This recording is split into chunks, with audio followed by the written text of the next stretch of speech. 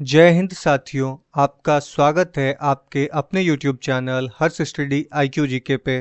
तो फ्रेंड, आज के इस वीडियो में आपको 1885 से लेके 1947 तक के इतिहास को एक ही वीडियो में कहानी की तरह बताऊंगा। तो चलिए बिना देर किए वीडियो को शुरू करते हैं और जानते हैं भारत के राष्ट्रीय आंदोलन के बारे में। भारत के राष्ट्रीय आंदोलन में कांग्रेस की स्थापना देश में एक बड़े आंदोलन का नेतृत्व करने तथा ब्रिटिश सरकार की सुरक्षा कपाट के रूप में हुआ था। यानी कांग्रेस की जो स्थापना है फ्रेंड, वो ब्रिटिश सरकार अपने सुरक्षा में बनाया था। देखिए 1857 की क्रांति में हुआ क्या था। इसमें ये इतना बड़ा विद्रोह था कि ब्रिटिश सरकार को यह डर हो गया कि कहीं भारत से उसकी सत्ता चली ना जाए। इसलिए 1885 में उसने ए ओ ह्यूम की सहायता से एक संगठन बनाया जो भारत के अंदर चल रहे लोगों के मन की बात को जान सके। वो जो संगठन बनाया उसे ही हम लोग कांग्रेस कहते हैं। कांग्रेस की जो स्थापना है वो 28 दिसंबर 1885 को हुआ था। इसके संस्थापक थे फ्रेंड एलन ऑक्टेवियन ह्यूम, जिसे हम लोग ए ओ ह्यूम, जो कि स्कॉटलैंड के निवासी थे। स्थान की बात करें तो मुंबई के गोकुलदास तेजपाल संस्कृत कॉलेज में कांग्रेस की स्थापना हुई थी। और वायसराय उस समय जो थे लॉर्ड डफरिन। तो दादा भाई नौरोजी ने इसका नामकरण जो है वो किया था भारतीय राष्ट्रीय कांग्रेस, लेकिन इसका पहले नाम हुआ करता था भारतीय राष्ट्रीय संघ। तो याद रखिएगा फ्रेंड कि भारतीय राष्ट्रीय संघ से इसका नाम बदलकर भारतीय राष्ट्रीय कांग्रेस जो किया था वो किया था दादा भाई नौरोजी ने। तो ये आप देख सकते हो जिस समय कांग्रेस की स्थापना हुई थी उस समय लिया गया ये पिक्चर है। कांग्रेस के प्रथम अधिवेशन के अध्यक्ष WC बनर्जी थे। कांग्रेस के जो प्रथम मुसलमान अध्यक्ष थे वो थे बदरुद्दीन तैयब जी। प्रथम यूरोपीय जिसने कांग्रेस अधिवेशन की अध्यक्षता की थी वो थे जॉर्ज यूले। प्रथम महिला जिसने कांग्रेस अधिवेशन को संबोधित किया वो थी कादम्बिनी गांगुली। प्रथम यूरोपीय महिला तथा प्रथम महिला अध्यक्ष जिसने कांग्रेस के अधिवेशन की अध्यक्षता की थी वो थी एनी बेसेंट। जिस अधिवेशन में पहली बार भारत का राष्ट्रीय गीत जो वंदे मातरम है वो गाया गया था फ्रेंड 1896 के कोलकाता कांग्रेस अधिवेशन में। और इस अधिवेशन का जो अध्यक्षता कर रहे थे रहमतुल्ला सयानी। और इन्होंने वंदे मातरम को खुद गाया था।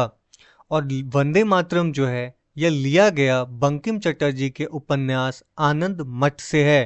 तो याद रखिएगा वंदे मातरम बंकिम चटर्जी के उपन्यास आनंद मठ से लिया गया है। और यह पहली बार गाया गया था 1896 में कोलकाता के कांग्रेस अधिवेशन में। और उस अधिवेशन की अध्यक्षता कर रहे थे रहमतुल्ला सयानी। आइए 1885 के बाद सीधे हम लोग आते हैं 1905 पे, क्योंकि 1885 के बाद ऐसी कोई घटना नहीं हुई जो कि आपके परीक्षा के लिए ज़्यादा इम्पोर्टेंट है। 1905 में बंगाल विभाजन हुआ था। बंगाल विभाजन का जो उद्देश्य था वो था हिंदू और मुस्लिम एकता को तोड़ना। बंगाल विभाजन के समय वायसराय हुआ करते थे लॉर्ड कर्जन। और ये जो बंगाल विभाजन लागू हुआ था 16 अक्टूबर 1905 को। तो बंगाल विभाजन 1905 में हुआ था। इसे दो भागों में तोड़ दिया गया बंगाल को। एक बना दिया गया पश्चिम बंगाल और दूसरा बना दिया गया पूर्वी बंगाल। तो पश्चिम बंगाल जो आज आप लोग बंगाल, उड़ीसा और बिहार देखते हो, ये पहले पश्चिम बंगाल हुआ करता था। और पूर्वी बंगाल की बात करें तो आज यह पूर्वी बंगाल बांग्लादेश बन चुका है और असम जो कि भारत के पास है। जो पश्चिमी बंगाल हुआ करता था वो हिंदू संख्या बहुलक क्षेत्र था, यानी कि यहाँ पे हिंदू बहुसंख्यक थे। और पूर्वी बंगाल यह मुस्लिम जनसंख्या बहुल क्षेत्र था। तो लॉर्ड कर्जन का कहना ये था कि मैं बंगाल को इसलिए तोड़ रहा हूँ क्योंकि बंगाल प्रेसिडेंसी को चलाना बहुत मुश्किल है। ये इतनी बड़ी है कि इसको चलाना मेरे लिए संभव नहीं है। लेकिन इसके पीछे उसकी मंशा थी हिंदू और मुस्लिम की एकता को तोड़ना, और इस मंशा में वह सफल भी हुआ था। आगे हम लोग देखेंगे कि ये कैसे सफल हुआ था लॉर्ड कर्जन। तो 3 दिसंबर 1903 को बंगाल विभाजन जो है प्रस्ताव ब्रिटिश संसद में रखा गया, और 19 जुलाई 1905 को जनता के सामने यह प्रस्ताव रखा गया, और 20 जुलाई 1905 को समाचार पत्रों में विभाजन की घोषणा भी प्रकाशित हुई। उसके बाद 7 अगस्त 1905 में इसके विरोध में स्वदेशी आंदोलन प्रारंभ हुआ। ये स्वदेशी आंदोलन 7 अगस्त 1905 को प्रारंभ हुआ, आप इसे याद रखिएगा।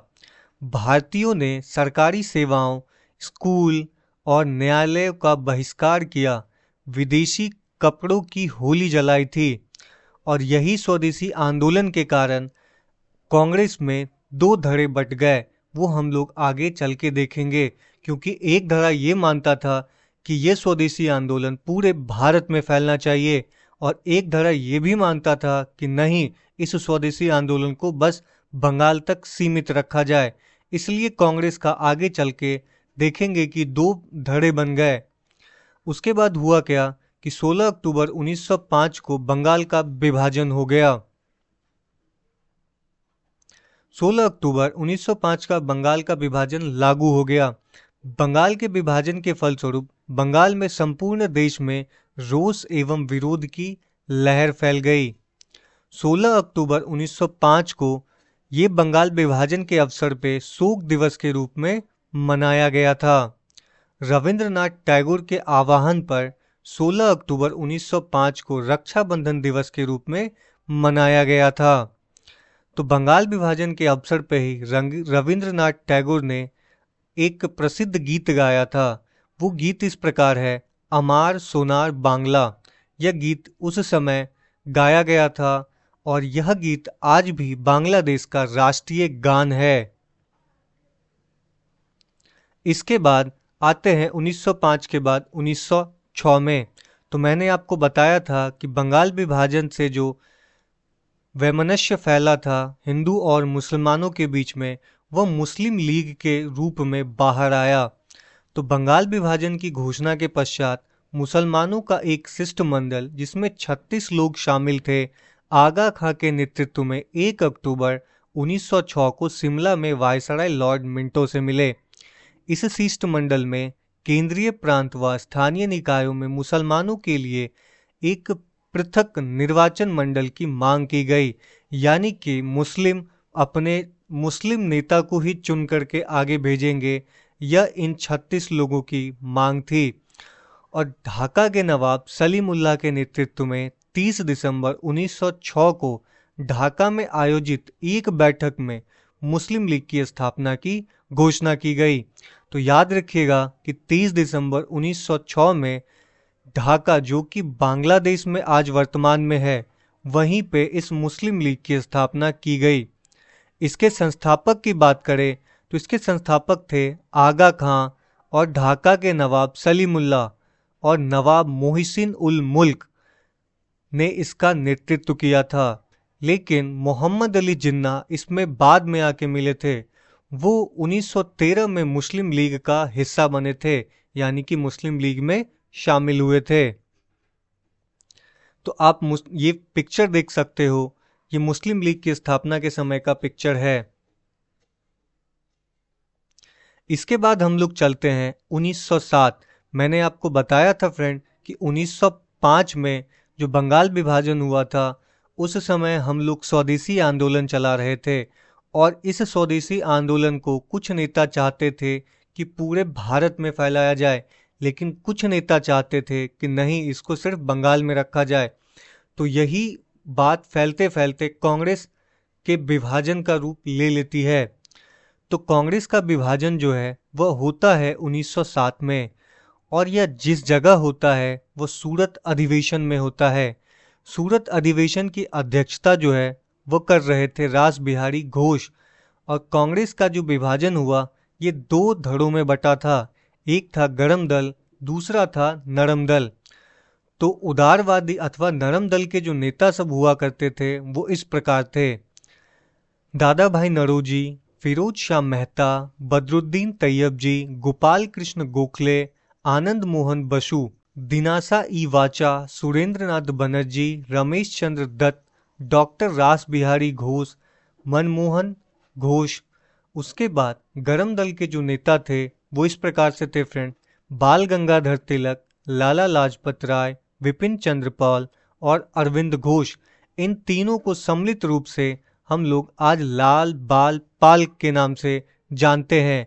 ये गरम दल के नेता चाहते थे कि ये जो स्वदेशी आंदोलन है इसको पूरे भारत में फैलाया जाए, और लेकिन ये नरम दल के जो नेता थे ये चाहते थे कि इस स्वदेशी आंदोलन को बस बंगाल तक ही सीमित रहा।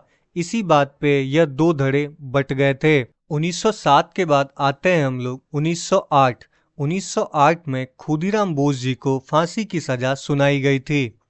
तो शहीद खुदीराम बोस भारत में ब्रिटिश शासन का विरोध करने वाले सबसे युवा क्रांतिकारी स्वतंत्रता सेनानी थे। इनका जो जन्म हुआ था वो 3 दिसंबर 1889 को पश्चिम बंगाल के मिदनापुर जिले में हुआ था। मुजफ्फरपुर के जज जो उस समय हुआ करते थे उनका नाम था जज D.H. किंग्सफोर्ड। को मारने की साजिश के आरोप में खुदीराम बोस जी को मुजफ्फरपुर जेल भेज दिया गया था, जिसे आज हम लोग मुजफ्फरपुर षड्यंत्र के रूप में भी जानते हैं। खुदीराम बोस जी ने मुजफ्फरपुर के जज H.D. किंग्सफोर्ड को मारने का जो प्लान बनाया था, उस प्लान में था क्या कि ये H.D. किंग्सफोर्ड एक बग्गी में आया करता था, लेकिन दुर्भाग्यवश जिस दिन खुदीराम बोस जी ने उस बग्गी पे हमला किया उसमें किंग्सफोर्ड नहीं था, उसमें 2 महिलाएं थी। उसकी मृत्यु हो जाती है और इस कारण से किंग्सफोर्ड को मारने के साजिश के रूप में खुदीराम बोस जी को 11 अगस्त 1908 को 18 साल की उम्र में फांसी पर लटका दिया जाता है, जिससे उन्होंने भारतीय स्वतंत्रता आंदोलन का सबसे कम उम्र का शहीद बना दिया। यानी कि आप याद रखिएगा, भारत के स्वतंत्रता संग्राम में आज तक जितने लोगों को फांसी हुई है उसमें से सबसे कम उम्र का कोई आदमी था तो वो थे खुदीराम बोस। इसके बाद हम लोग चलते हैं 1911। 1911 में भारत में लगा था दिल्ली दरबार। तो इस दिल्ली दरबार में हुआ क्या था कि बंगाल विभाजन को वापस ले लिया गया था और राजधानी जो है वो कोलकाता से दिल्ली लेके चला गया। यानी कि आज जो राजधानी है वह पहले हुआ करती थी कोलकाता में, उसे 1911 के बाद दिल्ली शिफ्ट कर दिया गया। और दिल्ली दरबार जो सजा था उसका मुख्य अतिथि था जॉर्ज पंचम और उसकी पत्नी रानी मैरी। रानी मैरी पहली बार भारत आ रही थी, इसी कारण से उसको गिफ्ट देने के लिए जॉर्ज पंचम ने गेटवे ऑफ इंडिया का निर्माण करवाया था। इसी में भारत का राष्ट्रीय गान जो आज हम लोग जन गण मन गाते हैं उसे रविंद्रनाथ टैगोर ने गाया था, जिस कारण से उनको नाइटहुड की उपाधि दिया गया था जॉर्ज पंचम के द्वारा। और इसमें बंगाल विभाजन को रद्द कर दिया गया और बंगाल विभाजन को और 2 हिस्सों में तोड़ने का प्रस्ताव पारित कर दिया गया। एक बना बिहार और एक बना बंगाल। यह पारित तो 1913 में हुआ था। इसके बाद आते हैं 1913।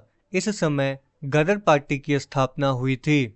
तो 1911 में बंगाल का विभाजन तो रद्द किया गया, लेकिन 1913 में भारत में ब्रिटिश शासन को समाप्त करने के लिए भारतीयों द्वारा आयोजित एक अंतर्राष्ट्रीय राजनीतिक आंदोलन था। इसका गठन जो है 1913 में हुआ था और इसका मुख्यालय की बात करें तो यह सैन फ्रांसिस्को में था। इसकी स्थापना जो किए थे वो किए थे लाला हरदयाल और सोहन सिंह भकाना। तो याद रखिएगा, इसकी स्थापना लाला हरदयाल और सोहन सिंह भकाना किए थे। देखिए फ्रेंड, ये गदर पार्टी की स्थापना क्यों की गई थी? ये जो लाला हरदयाल और सोहन सिंह भकाना थे ये विदेश में रहा करते थे, भारत से बाहर, और वहाँ से फंड यानी कि चंदा इकट्ठा कर करके हम भारतीयों को दिया करते थे, जिससे हम लोग वेपन खरीद करके अंग्रेज से लड़ते थे। तो ये लोग बाहर से हमें चंदा देते थे और एक प्रकार से आप कह सकते थे कि यह भारतीय राष्ट्रीय आंदोलन का एक प्रकार से रीढ़ का हड्डी भी थे, क्योंकि चंदा इकट्ठा करके इन्हीं जैसे बहुत सारे नेता जो कि आज सुनाई में नहीं आता है, इन्हीं लोगों ने हम लोगों को चंदा दिया जिससे हम लोग लड़ पाए। इसके बाद जानते हैं 1914। 1914 में प्रथम विश्व युद्ध शुरू हो चुका था, जो कि 1914 से लेके 1918 तक चला। उसके बाद 1915 में आते हैं। 1915 में महात्मा गांधी जी भारत में आ चुके थे और ये आए थे 9 जनवरी 1915 को। उसके बाद 1916 में होता है लखनऊ समझौता। तो यह लखनऊ समझौता होता क्या है वो जानते हैं। यह लखनऊ समझौता 1916 में होता है और अंबिका चरण मजूमदार के नेतृत्व में होता है, यानी कि लखनऊ में हो रहा होता है कांग्रेस का अधिवेशन। उस अधिवेशन की अध्यक्षता अंबिका चरण मजूमदार जी करती हैं।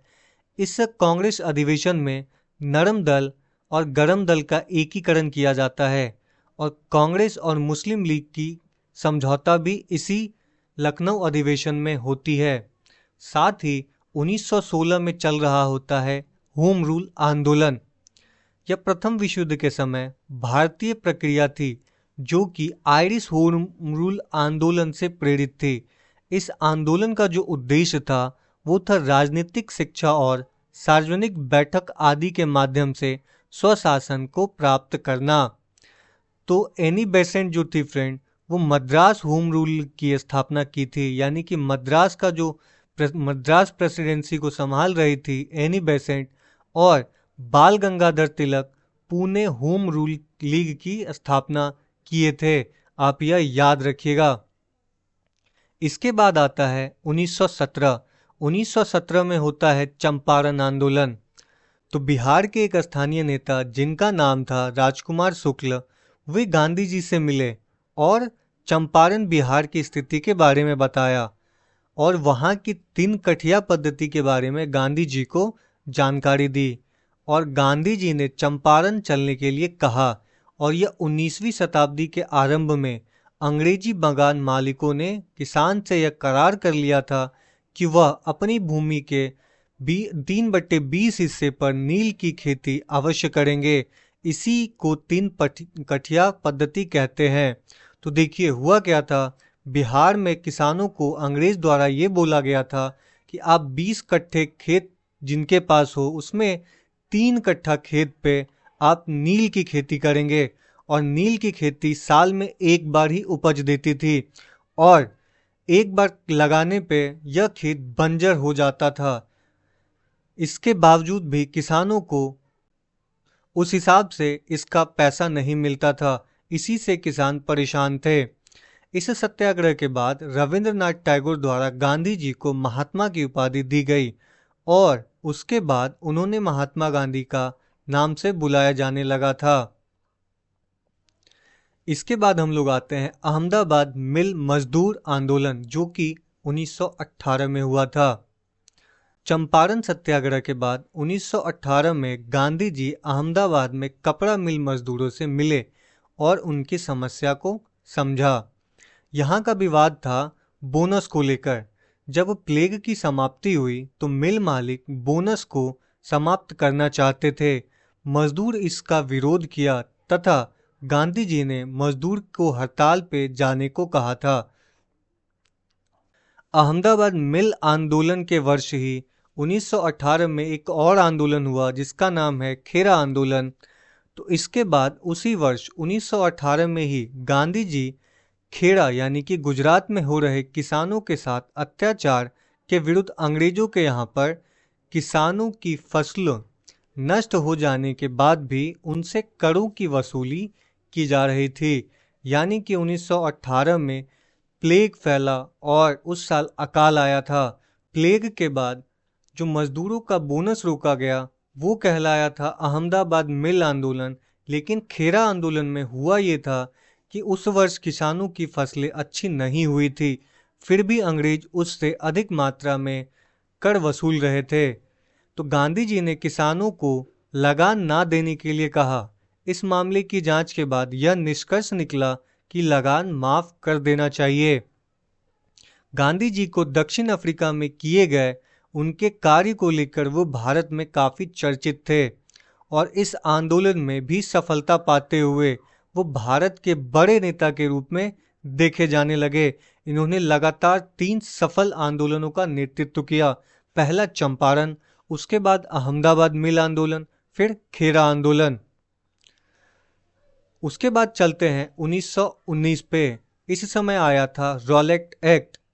तो जब 1918 में विश्व युद्ध समाप्त हो गया था, उसके बाद ही 1919 में अंग्रेज द्वारा रॉलेट एक्ट को भारत में लाया गया था। परंतु उस एक्ट में भारतीयों के लिए कोई अच्छी बात नहीं थी। जैसा गांधी जी और भारत के लोग सोच रहे थे, गांधी जी भारतीयों को विश्व युद्ध में अंग्रेजों की मदद के लिए अंग्रेजी सेना में भर्ती होने का प्रोत्साहन दे रहे थे, ताकि विश्व युद्ध के बाद अंग्रेज भारत के लिए कुछ अच्छे कदम उठाएंगे। पर ऐसा कुछ नहीं हुआ था। तो ये जो रॉलेट एक्ट था, इसे हम लोग आज कहते हैं बिना अपील, बिना वकील और बिना दलील का कानून। इस रॉलेट एक्ट में था कि अगर अंग्रेज को यह लग जाए, सिर्फ यह लग जाए कि यह मेरे बारे में गलत सोच रहा है, तो बस उसके सोचने भर से उसे उठा करके जेल में डाल दिया जाता था। तो इसी रॉलेट एक्ट के कारण एक हत्याकांड होती है, जिसे हम लोग जलियांवाला बाग नरसंहार के नाम से जानते हैं। तो पंजाब के 2 लोकप्रिय नेता, जिनका नाम था डॉक्टर सत्यपाल और डॉक्टर सैफुद्दीन किचलू, की गिरफ्तारी के बाद जनता का आक्रोश तेज हो गया और जहां तहां हिंसाएं हुई। अमृतसर शहर में 13 अप्रैल 1919 को शाम 5 बजे जलियांवाला बाग में विशाल सभा में रॉलेट एक्ट, डॉक्टर सत्यपाल आदि के बारे में भाषण चल रहा था। तभी सैन्य अधिकारी ब्रिगेडियर जनरल रोगिनॉल्ड डायर ने फौज द्वारा भीड़ पर गोली चलाने का आदेश दे दिया।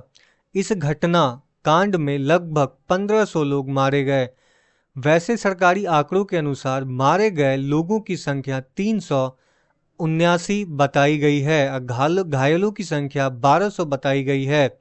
तो जलियांवाला बाग हत्याकांड के समय भारत का जो वायसराय था वो था लॉर्ड चैम्सफोर्ड। देखिए, ये कहना था अंग्रेजों का कि यह रॉलेट एक्ट के विरोध में और डॉक्टर सत्यपाल किचलू को बाहर निकालने के लिए यह बैठक की गई है। लेकिन हम लोग कहते हैं कि उस दिन बैसाखी था और बैसाखी में वहाँ पे मेले का आयोजन किया जाता है। आपको पता होगा फ्रेंड कि बैसाखी पंजाब में मुख्य रूप से मनाई जाती है और यह पंजाब का ही केस है। इसके बाद आते हैं 1919 से 1922 के बीच में चल रहा था उस समय खिलाफत आंदोलन। तो देखिए, खिलाफत आंदोलन क्या था। तो उस समय तुर्की के खलीफा को सारे विश्व के मुसलमानों का धार्मिक गुरु माना जाता था और उनके ऊपर अंग्रेजों द्वारा बुरा व्यवहार किया जा रहा था और अंग्रेज के उनके साथ इस बुरे व्यवहार को लेकर भारत में मुसलमानों ने अंग्रेजों के विरुद्ध खिलाफत आंदोलन शुरू कर दिया था। गांधी जी ने भी इस आंदोलन में सहयोग दिया, क्योंकि वो मुसलमानों को भी भारत के अंग्रेजों के विरुद्ध राष्ट्रीय आंदोलन से जोड़ना चाहते थे। प्रारंभ में इस आंदोलन का नेतृत्व जो था वो अली बंधु कर रहे थे, यानी कि शौकत अली और मोहम्मद अली द्वारा इसका नेतृत्व किया जा रहा था। परंतु बाद में खिलाफत आंदोलन का नेतृत्व गांधी जी ने संभाल लिया। खिलाफत आंदोलन के बाद आता है 1920 में असहयोग आंदोलन। तो इस घटना को देखते हुए गांधी जी द्वारा अगस्त 1920 में असहयोग आंदोलन शुरू की गई और यह गांधी जी का भारत में प्रथम सबसे बड़ा जन आंदोलन था। यानी कि रॉलेट एक्ट आया, उसके बाद जलियांवाला बाग हत्याकांड हुआ, खिलाफत आंदोलन हुआ। तो गांधी जी ने सोचा कि यह अच्छा समय है पूरे भारत के लोगों को जोड़ने का, इसीलिए उस समय असहयोग आंदोलन चलाया गया था। यह आंदोलन अहिंसक होना था, यानी इसमें हिंसा की कोई जगह नहीं होनी थी, जिसमें भारतीयों को अपने खिताबों का त्याग करना था, सरकारी शिक्षण संस्थानों, सरकारी सेवाओं, विदेशी सामान और चुनावों का बहिष्कार करना था और अंततः करों का भुगतान करने से इनकार करना था। फ्रेंड, इसमें आपने सबका नाम सुना, लेकिन आपने भारतीय फौज का नाम नहीं सुना। तो गांधी जी ने सबसे आह्वान किया था कि आप असहयोग आंदोलन का हिस्सा बने, लेकिन इन्होंने भारतीय फौज को आह्वान नहीं किया था कि आप इस असहयोग आंदोलन का हिस्सा बने। तो गांधी जी ने भी अपने केसरे हिंद की उपाधि इसी असहयोग आंदोलन में लौटा दी थी। तो देखिए, 5 फरवरी 1922 को चल रहा था असहयोग आंदोलन, लेकिन चौरी चौरा कांड इसी 5 फरवरी 1922 को हो जाता है। तो ये है क्या, वो देखते हैं। 5 फरवरी 1922 को गोरखपुर जिले में चौरी चौरा में किसान के एक जुलूस पर पुलिस वालों द्वारा गोली चलाने पर भीड़ ने थाने को जला दिया, जिसमें 22 पुलिसकर्मी मारे गए थे। तो इस घटना के बाद गांधी जी ने इस असहयोग आंदोलन को हिंसात्मक होते हुए देखा और इसको समाप्त करने का निर्णय ले लिया। परंतु इस असहयोग आंदोलन को समाप्त करने के फैसले की आलोचना बहुत भारतीय नेताओं ने की थी, जैसे सुभाष चंद्र बोस द्वारा इस फैसले को राष्ट्रीय संकट कहा गया था। इसी के साथ कई नेता जैसे चित्तरंजन दास, लाला लाजपत राय, मोतीलाल नेहरू आदि ने इस असहयोग आंदोलन को समाप्त करने के फैसले की आलोचना की थी, परंतु गांधी जी भी इस फैसले पर डटे रहे और बाद में सबने इस फैसले को स्वीकार कर लिया था। गांधी जी की इसमें एक शर्त थी कि यह असहयोग आंदोलन में हिंसा नहीं होगी, लेकिन चौरा चौरी कांड में 22 पुलिसकर्मी मारे गए, यानी कि हिंसा हुई थी, इसलिए गांधी जी ने इसे वापस कर लिया। इसके बाद 1923 में स्वराज पार्टी का गठन होता है। तो कुछ नेता थे जो गांधी जी के विचारों से सहमत नहीं थे और ऐसे में चित्तरंजन दास और मोतीलाल नेहरू, जो गांधी जी के विचारों के साथ सहमत नहीं रहा करते थे, उन्होंने एक नई पार्टी की स्थापना करने का निर्णय लिया। इस क्रम में चित्तरंजन दास और मोतीलाल नेहरू ने इलाहाबाद में मार्च 1923 में स्वराज पार्टी की स्थापना कर दी। तो आप याद रखिएगा, स्वराज पार्टी के संस्थापक थे चित्तरंजन दास और मोतीलाल नेहरू। तो 1924 में बेलगांव में कांग्रेस की अध्यक्षता कर रहे थे महात्मा गांधी। तो याद रखिएगा कि 1924 में बेलगांव अधिवेशन में कांग्रेस की अध्यक्षता महात्मा गांधी कर रहे थे। कांग्रेस का यह 40वां अधिवेशन था और एकमात्र अधिवेशन जिसमें गांधी जी अध्यक्ष बने थे कांग्रेस की। उसके बाद इन्होंने कभी भी कांग्रेस की अध्यक्षता नहीं की थी। इसके बाद आता है साइमन कमीशन, जो आता है 1928 में। तो साइमन कमीशन 3 फरवरी 1928 को विलायत से मुंबई पहुंचा, यानी कि विदेश से मुंबई पहुंचा। यहाँ इसका स्वागत देशव्यापी हड़ताल से हुआ। जब कमीशन दिल्ली पहुंचा तो वहाँ काले झंडे और साइमन कमीशन वापस जाओ के नारा के साथ इसका विरोध किया गया।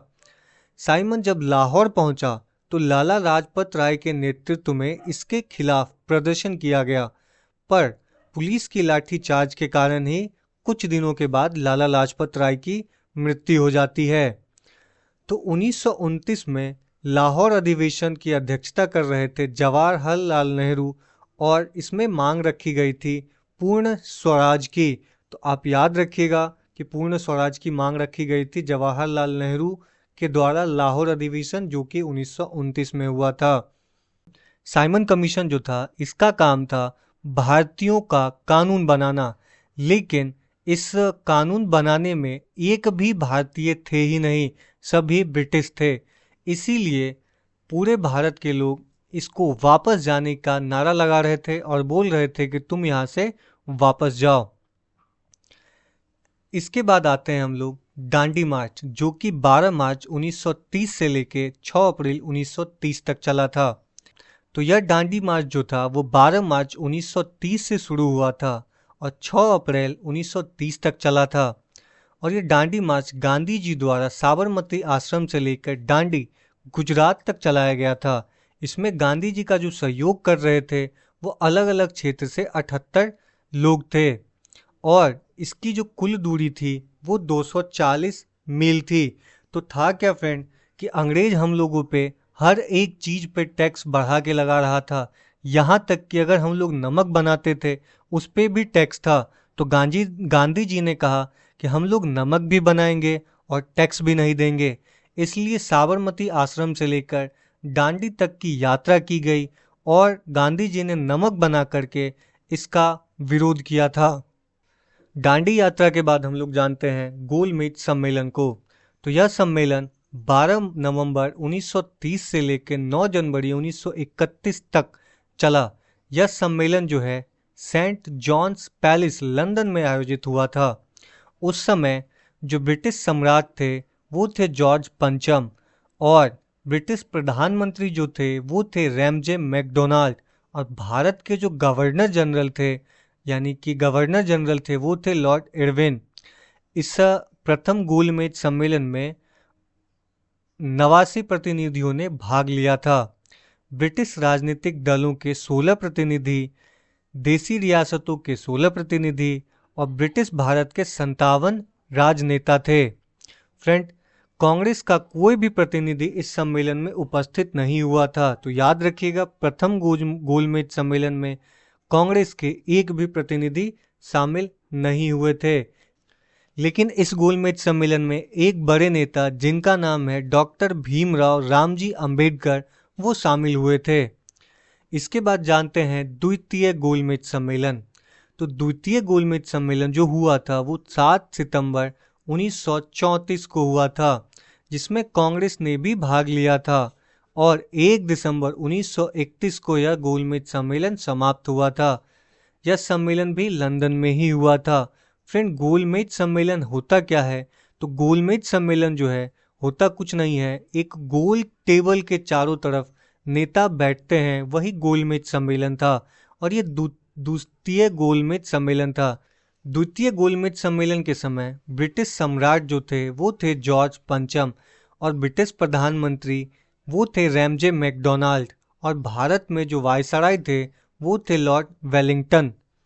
तो कांग्रेस के तरफ से जो प्रतिनिधित्व कर रहे थे महात्मा गांधी जी कर रहे थे और वो कांग्रेस के एकमात्र प्रतिनिधि थे। और महिला प्रतिनिधि की बात करें तो वो थी सरोजनी नायडू, बेगम जहां आरा शाहनवाज। राष्ट्रीय दल के प्रतिनिधि जो थे वो थे मदन मोहन मालवीय और दलित वर्ग के जो प्रतिनिधि थे वो थे डॉक्टर भीमराव रामजी अंबेडकर। मुसलमानों के जो प्रतिनिधि कर रहे थे वो कर रहे थे आगा खां, मौलाना शौकत अली और मोहम्मद अली जिन्ना। इसके बाद होता है पूना पैक्ट। तो गांधी जी दलितों के लिए पृथक निर्वाचन मंडल बनाए जाने से बहुत दुखी हुए और 20 सितंबर 1932 से पूना के यड़वदा जेल में आमरण अनशन प्रारंभ किया। तो देखिए होता क्या है, जिस प्रकार से 1906 में मुसलमानों ने अपने लिए पृथक निर्वाचक मंडल की मांग की, वैसे ही डॉक्टर भीमराव रामजी अंबेडकर ने भी अंग्रेजों से SC ST के लिए पृथक निर्वाचन मंडल की मांग किए थे। इससे दुखी होकर गांधी जी ने यड़वदा जेल में आमरण अनशन कर दिया था। तो मदन मोहन मालवीय, डॉक्टर राजेंद्र प्रसाद एवं डॉक्टर सी राजगोपालाचारी के प्रयासों से पूना में गांधी जी एवं डॉक्टर अंबेडकर के मध्य एक समझौता हुआ। समझौता के अनुसार दलित के लिए पृथक निर्वाचन मंडल समाप्त कर दिया जाएगा। प्रांतों में दलितों के लिए सुरक्षित सीटें 71 से बढ़ा के 147 कर दी गई। इस समझौते पर गांधी जी एवं डॉक्टर अंबेडकर के हस्ताक्षर हुए, वही पूना पैक्ट कहलाता है और यह हुआ था 26 सितंबर 1932 में। इसके बाद होता है तृतीय गोलमेज सम्मेलन। तो द्वितीय गोलमेज सम्मेलन की विफलता के बाद 17 नवंबर 1932 को 24 दिसंबर 1932 तक लंदन में तृतीय गोलमेज सम्मेलन आयोजित किया गया था। तीसरे गोलमेज सम्मेलन में कुछ प्रतिनिधियों ने भाग लिया। तो उस समय भी जो राजा हुआ करता था इंग्लैंड का वो था जॉर्ज पंचम और प्रधानमंत्री रैमजे मैकडोनाल्ड ही थे और वायसराय लॉर्ड वेलिंगटन था। फ्रेंड, इसमें कांग्रेस ने भाग नहीं लिया। इंग्लैंड की लिबर्टी पार्टी ने भी भाग नहीं लिया था। मोहम्मद अली जिन्ना को भी आमंत्रण इसमें नहीं किया गया था। ये था तृतीय गोलमेज सम्मेलन। इसके बाद आता है 1935। तो 1935 में भारत सरकार अधिनियम लाया जाता है। तो फ्रेंड, ये भारत सरकार अधिनियम जो है, जो एक कानून है, आज भी भारतीय संविधान का 75% हिस्सा आप कह सकते हो इसी अधिनियम से लिया गया है। भारतीय संविधान का जो अधिनियम है 1935 उसी से लिया गया है। तो 1935 ब्रिटिश संसद द्वारा 1935 में पारित किया गया और 1937 में लागू हुआ। यह लॉर्ड लिनलिथगो के नेतृत्व वाली संयुक्त चयन समिति की रिपोर्ट पर आधारित थी। 1939 में होता क्या है कि द्वितीय विश्व युद्ध की शुरुआत हो जाती है। द्वितीय विश्व युद्ध 1 सितंबर 1939 से लेकर 2 सितंबर 1945 तक चलता है और 1940 में मुस्लिम लीग ने 1940 में एक अलग देश पाकिस्तान की मांग कर दी थी। तो याद रखिएगा, मुस्लिम ने अलग देश की मांग 1940 में शुरू कर दी थी। इसके बाद 1942 में भारत आया था क्रिस्प मिशन। तो ये क्रिस्प मिशन क्या था वो देखते हैं। क्रिस्प मिशन 1942 में भारत आया। स्टेफोर्ड क्रिस्प ब्रिटेन में विंस्टन चर्चिल की गठबंधन सरकार में श्रम मंत्री था। क्रिस्प मिशन 22 मार्च से लेकर के 11 अप्रैल 1942 तक भारत आया था। इसका उद्देश्य द्वितीय विश्व युद्ध में ब्रिटिश के लिए भारतीयों का सहयोग प्राप्त करना था। इसका कहना था कि भारतीय हमें सहयोग करे इस युद्ध में जीतने के लिए। इसके बाद जानते हैं भारत छोड़ो आंदोलन, जो कि 1942 में हुआ था। इस आंदोलन को अगस्त क्रांति के नाम से भी संबोधित करते हैं, यानी कि जानते हैं। इसके बाद अंग्रेजों द्वारा ऑपरेशन जीरो आवर चलाया गया था, जिसके तहत गांधी जी सहित लगभग सारे बड़े नेताओं को गिरफ्तार कर लिया गया था। गांधी जी को अंग्रेज द्वारा गिरफ्तार करके आगा खां पैलेस में कैद कर दिया गया था और अंग्रेज की ओर से पूरी कोशिश इस आंदोलन को दबाने की हो रही थी। परंतु इस आंदोलन के दूसरी पंक्ति के नेताओं ने अलग अलग क्षेत्रों से यह आंदोलन जारी रखा। इसके साथ साथ लोगों ने भी इस आंदोलन में खूब सहयोग किया और यह आंदोलन भारत के अंतिम बड़े स्वतंत्रता संग्राम की लड़ाई में से एक बना था। इसके बाद आता है शिमला सम्मेलन, जो कि 1945 में होता है। तो 1945 में शिमला सम्मेलन का आयोजित किया जाता है। यह भारत के शिमला में वायसराय लॉर्ड वेवेल और ब्रिटिश भारत के प्रमुख राजनीतिक नेताओं के बीच की एक बैठक थी। यह वेवेल योजना के प्रावधानों पर चर्चा के लिए आयोजित किया गया था। यह सम्मेलन जो है 24 जून 1945 को शिमला में शुरू हुआ और 14 जुलाई 1945 तक चला था। और यह सम्मेलन जो है फ्रेंड, शिमला सम्मेलन विफल साबित हुआ था। शिमला सम्मेलन के बाद हम लोग आते हैं कैबिनेट मिशन पे, जो कि हुआ था 1946 में। तो भारत के लिए एक संविधान के निर्माण के संबंध में भारतीय नेताओं के एक समझौते पर पहुंचना और एक संविधान बनाने वाली संस्था यानी कि भारत की संविधान सभा तैयार करना, प्रमुख भारतीय दलों के समर्थन से एक कार्यकारी परिषद की स्थापना करना था यह कैबिनेट मिशन का काम। इसके बाद आते हैं 1947 पे। तो 22 मार्च 1947 को ब्रिटिश भारत का 34वां एवं अंतिम governor general Lord Mountbatten Bharat आया और लगभग 2 महीने की वार्ता के पश्चात लॉर्ड माउंटबेटन इस निष्कर्ष पे पहुंचा कि भारत का विभाजन अनिवार्य है। लॉर्ड माउंटबेटन की योजना के अनुसार भारत को 2 भागों में बांट दिया। एक बन गया पश्चिमी पाकिस्तान, एक बन गया पूर्वी पाकिस्तान। पूर्वी पाकिस्तान को आज हम लोग बांग्लादेश के नाम से जानते हैं और पश्चिमी पाकिस्तान को आज हम लोग पाकिस्तान के नाम से जानते हैं। तो फ्रेंड, अगर ये वीडियो आपको इन्फॉर्मेटिव लगी हो तो चैनल को लाइक करके सब्सक्राइब जरूर कीजिएगा। मिलते हैं अगले वीडियो में।